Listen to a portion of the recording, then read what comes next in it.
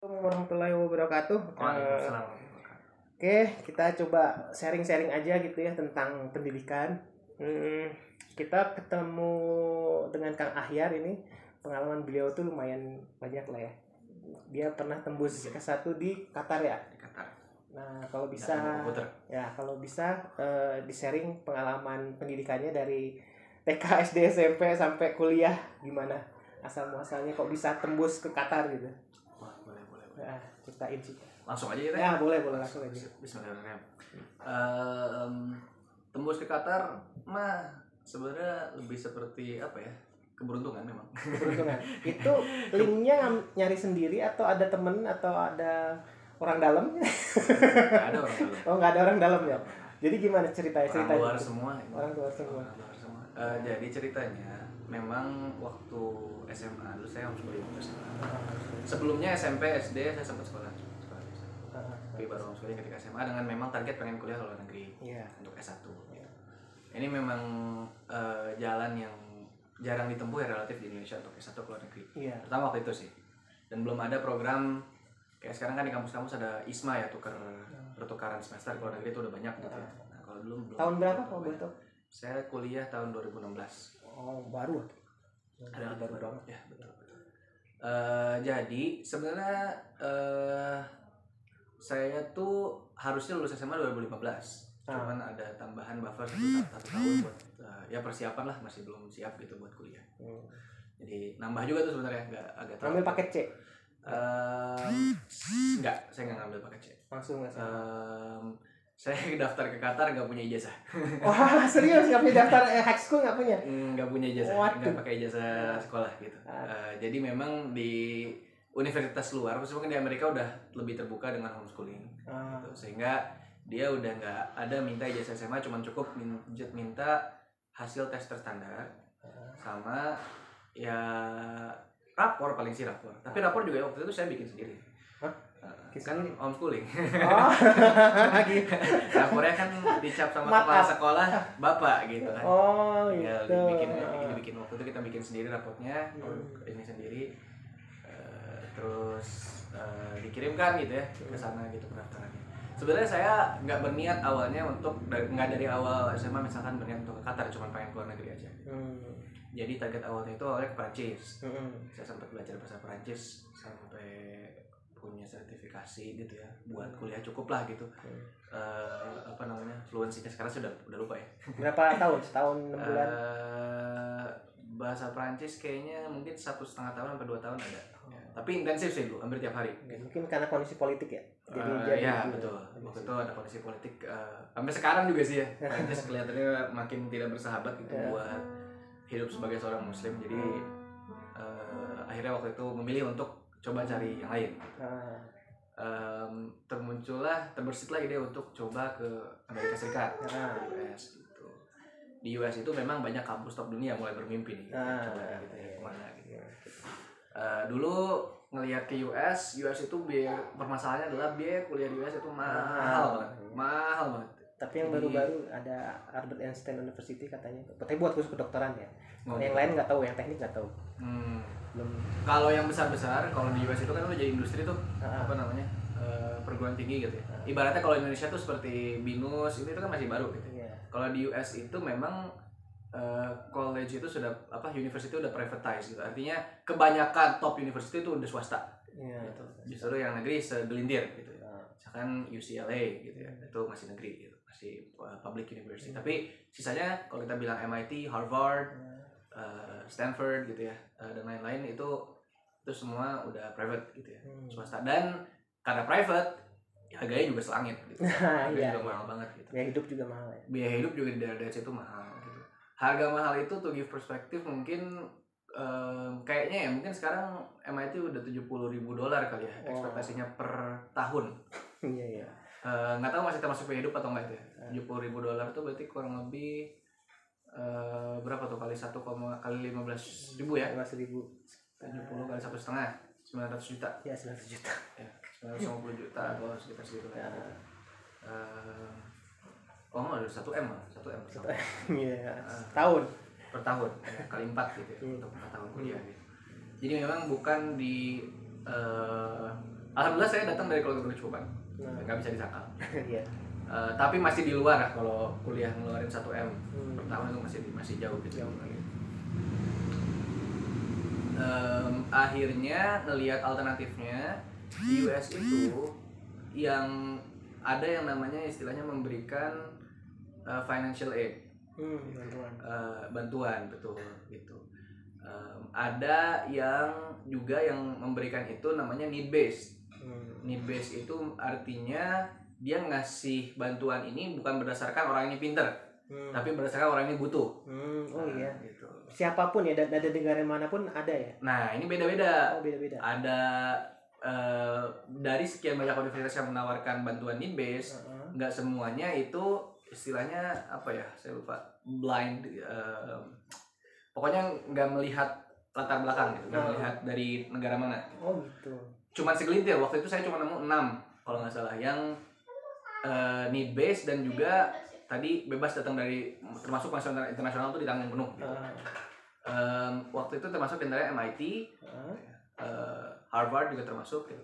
Di mana mereka punya requirement kalau penghasilan orang tua di bawah $60,000 per tahun itu katanya sih eligible buat masuk buat tuitionnya jadi free. Jadi mungkin tinggal biaya hidup aja gitu ya, atau gimana gitu. Kalau saya ingat sih waktu itu seperti udah agak lama ya, maafan kalau udah nggak akurat ya, mungkin udah berubah juga kondisinya gimana. Tapi waktu itu seperti itu gitu, medannya gitu. Akhirnya saya nyari pengen ngejar ke universitas sebelumnya kayak MIT gitu. Cuman MIT itu memang susah sih masuknya, tembusnya. Saya daftar ke MIT, alhamdulillah sempat sampai daftar gitu. Sampai surat rekomendasi dari guru les. Oh iya? Bisa gitu. Terus daftar gitu ya. Ujian kalau tes standar internasional buat S1 namanya SAT, Scholastic Aptitude Test. Ada yang generiknya itu kayak TPA-nya, tes potensi akademiknya. Kalau di sini mungkin ya ada standar bahasa berbahasa gitu ya, dan bermatematika. Berbahasa matematika itu ya reading, writing, dan basic math gitu. Basic math itu sampai level SMP mungkin sebenarnya nggak terlalu sulit sih. Terus ada juga yang SAT-nya tuh subjek, yaitu mata pelajaran kayak aku tuh ngambil matematika SMA dan fisika. Kebenaran memang cuman pelajarannya yang saya bisa. Kalau saya homeschoolingnya kebanyakan pelajaran gagal. Nggak bisa belajar. Saya sampai SMA lulus bingung banget biologi itu apa sih sebenarnya gitu. Kimia tuh kayak gimana sih gitu. Fisika ada gurunya alhamdulillah, matematika juga masih intuitif buat saya. Bahasa Inggris emang kebetulan itu salah satu keahlian saya juga di situ waktu SMA gitu ya. Kelebihan lah mungkin ya. Kelebihan. Dan itu yang dibutuhkan waktu itu buat berangkat ke luar negeri, cuma cukup itu ya udah. Bahasa Inggrisnya jago lah ya. Daftar lah ke sana gitu kan ya. Tes TOEFL juga. Tes TOEFL juga ada. Ya, kalau tes TOEFL juga ada. Alhamdulillah waktu itu masuk. Alhamdulillah waktu itu berhasil daftar tapi nggak berhasil masuk. Oh, MIT enggak? MIT enggak. Jadi emang ketinggian sih. Passing grade-nya ketinggian. Sebenarnya nilai SAT-nya juga saya masih sedikit di bawah rata-ratanya MIT. Ngambil apa di Computer Science. Oh, Computer Science. Oke, siap. MIT. Jadi top 3 universitas dunia kalau di Computer Science itu ada MIT nomor 1. UC Berkeley, California Berkeley itu public nomor 2. Bisa nomor 3 Carnegie Mellon. Carnegie Mellon University gitu. Waktu itu ngejarnya ya udahlah sekalian gitu kan, ke topnya mereka di situ di Pulau gitu. Nggak masuk. Nggak nyoba yang lain, yang 2, 3. Nyoba ITB. Lolos.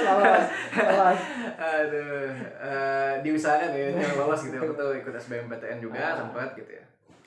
Cuman ketika setelah ditolak oleh MIT itu ada SAT itu kan karena dia badan swasta juga yang menyelenggarakan, karena bukan nasional. Asesmen itu ya tadi kan dia badan swasta juga gitu, dan dia juga melakukan kayak cross selling gitu. Jadi anak-anak yang dia tahu nggak masuk gitu ya, dia jual ke univ lain gitu. Gitu masalahnya. Gitu kan. Terus kayak univ-univ itu ngirim-ngirimin email kan promosional gitu. Mau nggak masuk ke sini gitu. Gitu. Salah satu kebanyakan sebenarnya nggak menarik. Yang masuk tuh kayak universitas third rate gitu ya, agak-agak aneh gitu. Tapi ada satu yang masuk dari Carnegie Mellon University in Qatar. Oh, jadi itu cabangnya Carnegie Mellon di Qatar. Gitu. Dan aku kaget kan, ternyata ada Carnegie Mellon di Qatar gitu. Buat orang US di Qatar mungkin negatif kali ya, makanya tadi masuk orang, dia masih harusnya nyari orang gitu. Tapi kalau buat gue di Qatar itu bagus banget ya. Alhamdulillah kayak gitu kan. Justru bisa dapat lebih dekat gitu ya di negara muslim gitu ya. Cobalah gitu ya. Kebetulan mereka memang periode daftarnya waktu itu lebih telat dibandingkan standar di US gitu. Jadi kayaknya emang mencari juga pool. Bulan apa? Waktu itu kalau US itu biasanya pendaftaran itu tutup Desember kalau nggak salah. Desember. Nah, kalau yang biasa kalau Karibia tutupnya kalau nggak salah waktu itu Maret deh. Yang di Qatar. Yang di Qatar itu ya. Jadi dia emang agak beberapa bulan nih itu tutupnya telat gitu. Udah daftar ke sana. Ketika lagi persiapan SBMPTN nggak dinyana keterima katanya justru di situ gitu. Ada suratnya gitu. Itu apa namanya ya? Pokoknya datangnya keren banget lah, waktu datangnya di box gitu ya. Di PO box gitu ya. Nggak pakai email gitu. Pokoknya dibilang tiba-tiba Anda sudah keterima gitu kan. Wah, keren banget gitu. Tapi waktu itu belum bisa berharap terlalu tinggi. Ini karena meskipun udah di Qatar, biaya kuliah masih mahal. Iya, pasti. Masih MM-an. Tapi untungnya waktu itu, dan sampai sekarang ya, Qatar Foundation itu punya program namanya Financial Aid juga. Gitu. Ini need based juga. Jadi sesuai dengan kebutuhan kita bisa apply buat Financial Aid. Financial Aid ini esensinya sebenarnya dia adalah student loan. Yang pinjaman, jadi bukan gratis, bukan full scholarship. Tapi student loan ini dia beberapa poin plusnya adalah pertama tidak ada waktu tenggat jatuh tempo, kedua tidak ada jatuh tempo, kedua tidak ada bunga. Tidak ada bunga. Oke, nice. Jadi skema pembayarannya itu ditulisnya ketika daftar itu adalah setelah lulus nanti akan dibayar berdasarkan pendapatan aja gitu. Berapa persen sekian persen dari pendapatan itu sampai selesai gitu. Itu opsinya. Atau bisa juga kerja kalau kayak jadi beberapa perusahaan tertentu di Qatar seperti di perusahaan pemerintah gitu ya. Atau di pemerintahan Qatar itu otomatis dianggap terbayar juga gitu, tanpa potongan gaji. Itu Qatar Foundation sama Carnegie Mellon punya ikatan kerjasama gitu nggak? Iya betul. Jadi Carnegie Mellon itu punya kampus di Qatar, itu di bawah supervisinya Qatar Foundation. Jadi pas waktu dapat kelulusan Qatar Foundation nawarin. Iya, langsung kalau butuh financial aid, daftar ke sini. Gitu. Tapi setelah ada keterima memang. Sudah keterima. Pas daftar sebenarnya kita nggak tahu ada financial aid itu gitu. Gitu, nggak tahu. Jadi masih, seingat saya nggak tahu ya gitu. Masih coba lah gitu. Hitungan ya. Iya betul. Tapi bisa dibilang sampai daftar pun itu sebenarnya nggak mudah ya. Maksudnya pertama harus nyiapin scholastic aptitude test itu.